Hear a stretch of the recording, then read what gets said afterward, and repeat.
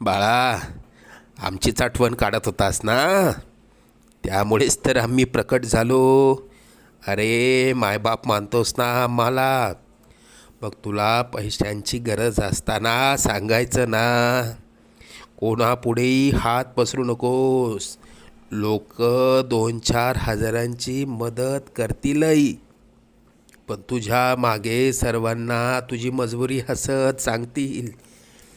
आता तुला कोणापुढे हात पसरण्याची वेळच येणार नाही. तू आजपर्यंत भरपूर दुःख सहन केलंस.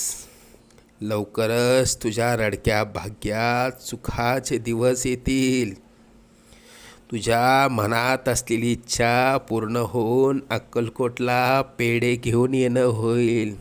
येशील ना आम्हाला भेटायला अक्कलकोटला? सगळं मनासा